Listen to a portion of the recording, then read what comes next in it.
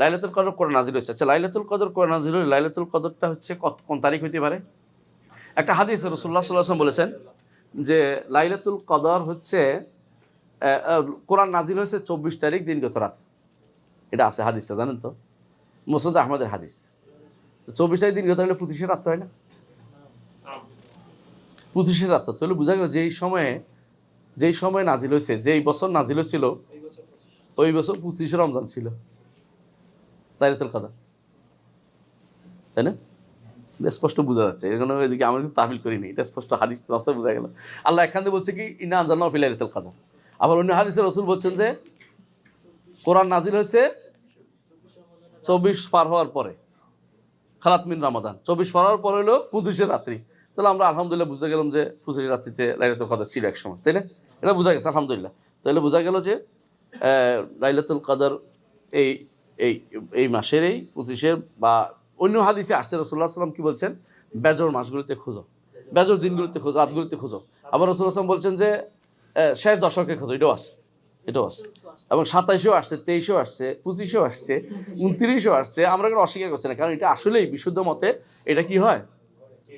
Change হয়। এক এক বছর এক এক রাত্রিতে হয়।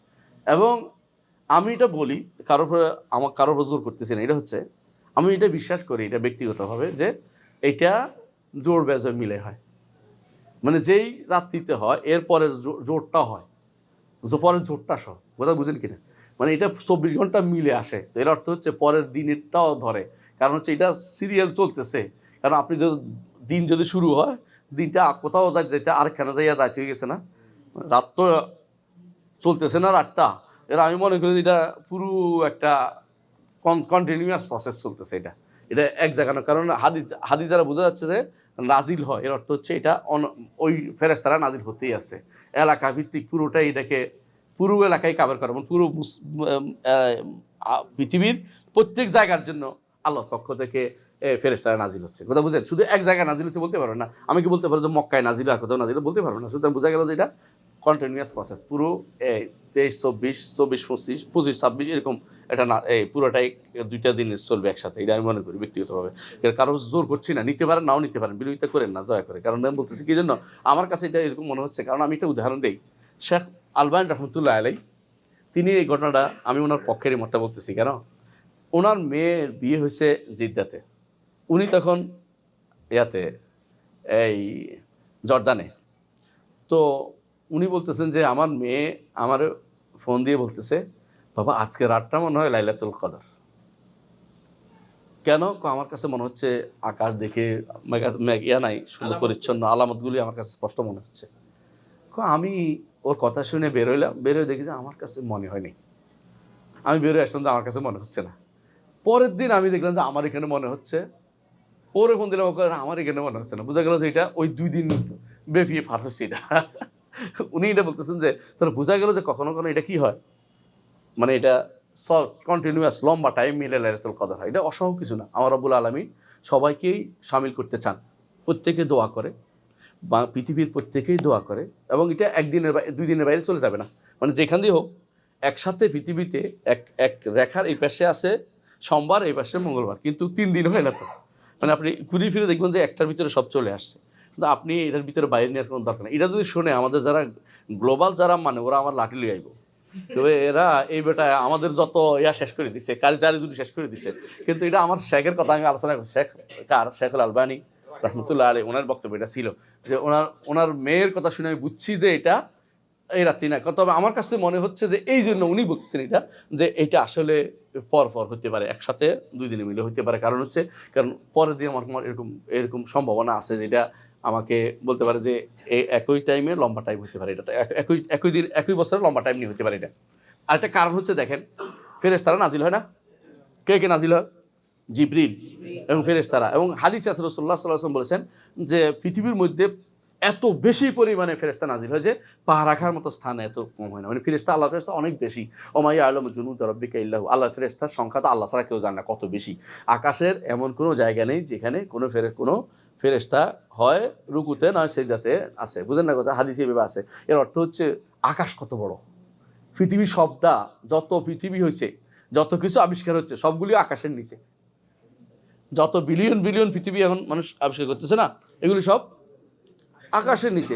এই ভরা আকাশের উপরে ফেরেশতাদের সংখ্যা যদি এত বেশি হয়, তাহলে আপনার এখন চিন্তা করতে হবে ফেরেশতার সংখ্যা কত। এরা যারা নাজিল হয়, তানাজ্জালুল মালাইকাতু ওয়ার রূহু ফিহা বিইذনি রাব্বিহিম মিন কুল্লি আমর সালামুন হিয়া হাত্তা মাতলাইল ফজর। এর অর্থ হচ্ছে এটা যেখানে যেখানে ফজর আসবে সেখান পর্যন্ত এটা থাকবে। সালাম শুরু হইতেছে ফজর শেষ পর্যন্ত। ফজর কতক্ষণ পর্যন্ত শেষ হবে এটা তো আমরা জানি না, শুধু এলাকার ভিত্তিক এলাকা পুরোটা হতে পারে। যারা এখন এটা নিয়ে তর্ক বিতর্ক করবে যে কোন এলাকা ধরবেন কোন এলাকা ধরবেন, এটা নিজেরাই বিপদে আছে, আমরা এই বিপদে নাই। কারণ আমাদের নিকট এটা লম্বা হতে পারে। আলহামদুলিল্লাহ আল্লাহ তাআলা প্রত্যেক এলাকার জন্যই কী করতে পারে, আমাদের জন্য ভিন্ন ভিন্নভাবে তৈরি করে দিচ্ছেন। এই এলাকার এই লোকদের জন্য এই নীতি, এটার জন্য এই নীতি তৈরি করে। সমস্যা কি? আমাদের জন্য কোনো সমস্যা নেই, আমাদের কাছে এটা সহজ যে আল্লাহ তাআলার জন্য মাজা আলকা আল্লাহ বে আজিজ। এই তো আমি আমার জায়গায় তালাশ করবো, আমি কি সৌদি আরবে তালাশ করতে হবে? আমি যেখানে আছি সেখানে শেষ দশকে নিঃসন্দেহে এটাই তো বলছি, আগে তো যাওয়া যাবে না। শেষ দশক আমি এটাই তো বলছি, মানে আপনি 23-এই খুঁজবেন, কিন্তু এটা বললেন না সৌদি আরবের 23 হইতে হবে না, ওই 23-এর পর যদি চলতেছে কন্টিনিউয়াস প্রসেস। এই সময় আমি আমার এলাকায় আমি খুঁজবো, এই নয় যে আমি সৌদি আরব যাই খুঁজে আসতে হবে। তাহলে ভুল করতেছেন আপনি, বুঝেন না কথাটা?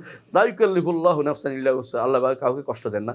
আমি যেখানে আছি এখান থেকে আমার ঠিক ফজরের আগ পর্যন্ত আমি দোয়া করতে থাকবো, কোনো সমস্যা নেই আমার। আপনি এটা বললেন না যে সৌদি আরব তো ফারাই গেছে, আমার তো বোধ শেষ হয়ে গেছে। না, আমার শেষ হয়নি, আমারটা রয়েছে এখনো, আমার সওয়াল সবর হয়ে গেছে এখনো। কথা বুঝেন কিনা? এটা হচ্ছে ওদের নীতি। ওরা মনে করে যে ওই দেশে দিকে তাকাই থাকতে হবে না, ওই দিকে তাকাতে কোনো দরকার নেই। আলহামদুলিল্লাহ আল্লাহ, একটা সময় তো ছিল যখন খবর পাইতাম না আমরা, তখন যেভাবে চলতেছে এখনো সেভাবে চলতে পারবে, কোনো সমস্যা নেই। কথা বুঝছেন? মানে একটা সময় তো ছিল যে কোন দেশে রাত কখন হচ্ছে দিন কখন হচ্ছে আমরা জানতাম না, এখন আমরা জানতে পারছি ইয়ার বদৌলতে। কিগুলি? ইন্টারনেটের বা বিভিন্ন প্রযুক্তির বদৌলতে। প্রযুক্তি যদি আবার নষ্ট হয়ে যায় তো আবার আমার আগের জায়গায় ফিরে যাবো।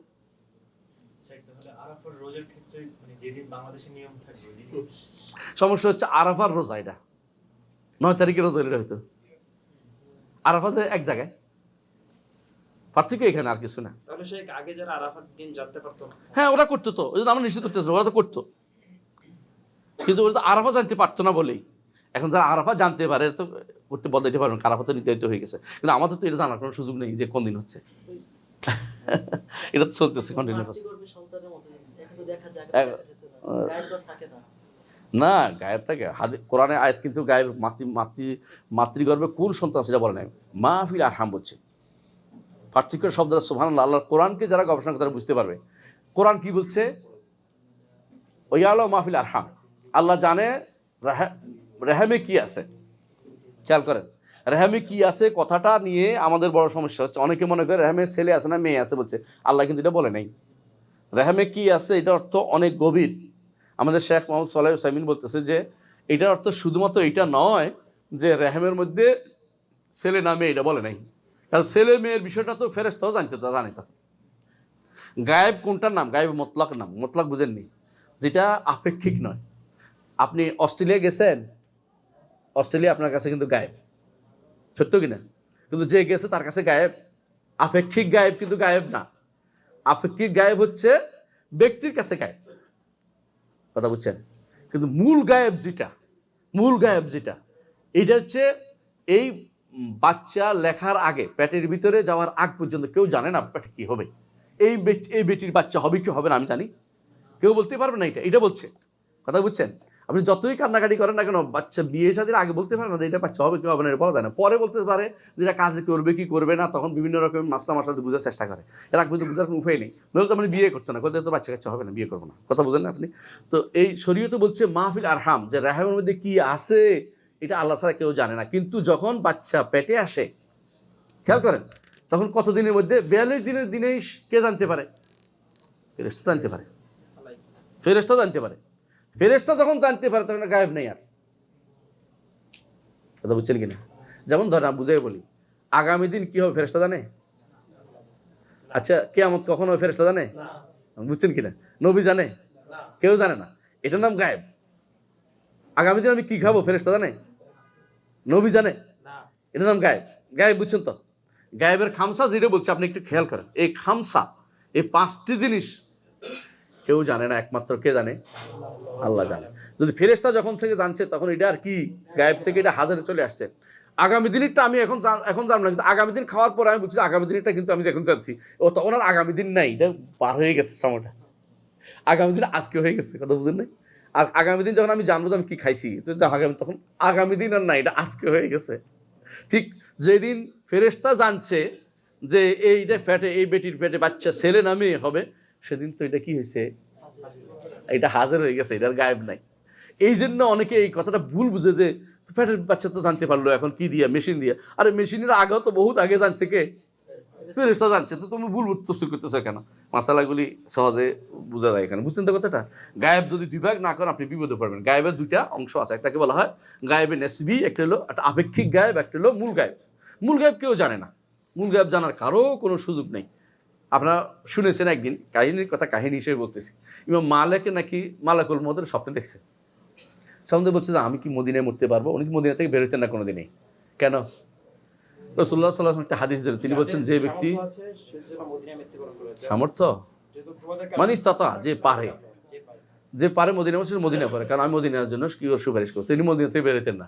তো না এটা কিচ্ছা আল্লাহ জানে, আমি কিন্তু মালিক দেখি নাই, বলতে পারবো না। তো বলতেছে উনি কি স্বপ্ন দেখছে যে আমি কি মদিনায় মরতে পারবো? তো মালাকুল মউত গিয়ে এমনি দিছে, বুঝছেন নি? হ্যাঁ, খামসা, এটি 5-এর ভিতরে। তো তুমি কোথায় মরবে আমি জানি না। এখন যে কেউ বলে দড়ি আইনে ওরা মাইরা বলবো এখানে মরবে, তাহলে মরার পরে বুঝতে পারছে, মরা কিন্তু বলতে পারে নাই। এমন সময় আছে, এমনও আছে তো যারা অনেকের মাইরে ফেলু বলছে, কিছুক্ষণ পর দেখে যে সে কি হয়েছে, সংসদে চলে গেছে।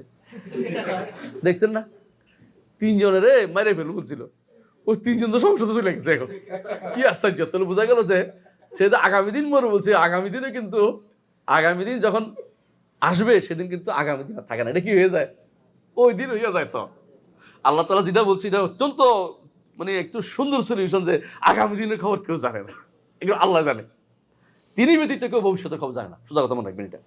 অনেকে বলে যে এই তো দেখছি যে মনে গেল, এই তো জানার পরে পড়ছে, এটা এর আগে তুমি জানোস না, আগামী দিনে জানোস না, আজকে জানছ। সুবহানাল্লাহ। তাই আমরা আসল জায়গায় আসি, অনেক বাকি আছে এখনো কথা, ধরেন। তাই লাইলাতুল কদর, লাইলাতুল মুবারাকা, তাই না? লাইলাতুল কদরে কোরআন নাজিলের অর্থ কি কে বলতে পারবে দেখি? হ্যাঁ, লাইলাতুল কদর কোরআন নাজিল হয়েছে না, এর অর্থ কি? আহসানতা, লাউহে মাহফুজ থেকে এটা সামায়ে দুনিয়াতে আসছে। আমাদের নবীর কাছে কয় তারিখ আসছে? 17 রমাদান, এটা মুখস্থ থাকতে হবে, 17 রমাদান, ভুল করবে না, 17 রমাদান। এটা নাম হচ্ছে ইয়ৌমুল ফুরকান, ইয়ৌমুল তাকাল জামান, 17 রমাদান, যেদিন ইকরা বিসমি রাব্বিকাল্লাযী খালাক নাজিল হয়েছে, এটা 17 রমাদান নাজিল হয়েছে। এটা একজন আমাদের তাফসীরের মধ্যে উল্লেখ আছে। অনেকে না বুঝে ঝগড়া লেগেছে, কয় আপনি 17 লিখেন, 27 হবে নি কেন? এটা ভাই আমরা কেমনে বুঝাই, এটা 27 না, এটা 17ই। কয় যে উনি মনে করছে লাইলাতুল কদর তো 27, এটা 27 বানিয়ে বলতেছে। আরে ভাই, এটা তো আমার কথা না, এটা আলেমদের কথা। আপনি দেখেন সুয়ুতিরে উল্টে দেখেন, এটা বলছে ইমাম সুয়ুতিরা বলছে। তাই আসি, তো লাইলাতুল মুবারাকা বুঝছি, তাই না? এই দিনে ইবাদত কত হাজার। আচ্ছা, আমরা সময় দেরি না হোক, তাড়াতাড়ি করে একটু। লাইলাতুল কদরে কি কি করা দরকার? কিয়াম। আর লাইলাতুল কদরে কি করা দরকার? ইতিকাফ। আর কি? দোয়া। তারপরে নেক আমল। লাইলাতুল কদর তাহলে আমরা আগেও বলেছি বিতির বেজোড় রাত্রিগুলো, তাই না? লাইলাতুল কতক্ষণ পর্যন্ত থাকে? কিয়ামত পর্যন্ত থাকবে, ততদিন প্রতি রমজানে কিয়ামত পর্যন্ত থাকবে এটা ইনশাআল্লাহ। কেমন? হ্যাঁ, এর আলামত কি? একটা আলামত বলেন তো।